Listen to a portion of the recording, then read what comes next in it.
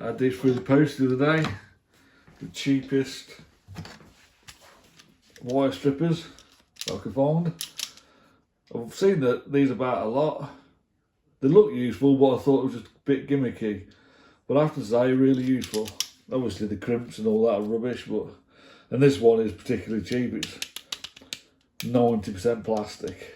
Even the knobs are plastic. So I doubt it'll last long, but it has proven to me that they are good. There's like a thing you can set to make sure it's wide enough. You can even strip the grey wire as well off, but this is a 6mm and it won't fit in. Maybe a dearer one it will fit in. I'm hoping so. If I can strip the grey off with one of these with a 6mm wire, I'll be very happy. But obviously you can set it to whatever depth you want. And that's not enough. Look, it's only pulled off a bit.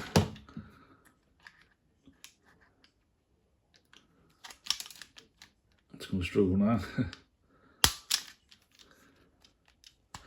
Maybe that's a bit too much. But as you can see, it's really easy.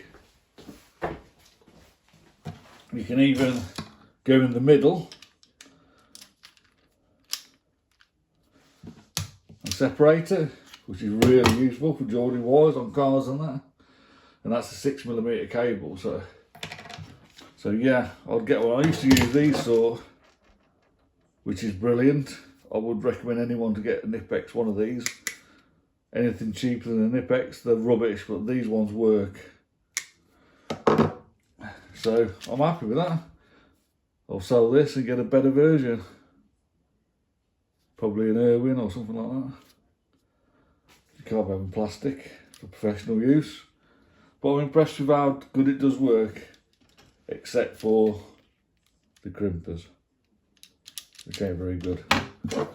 These are better, but even the Nipex ones ain't very good for crimping. You're better off to have a ratchet crimp. But for stripping your wires, amazing.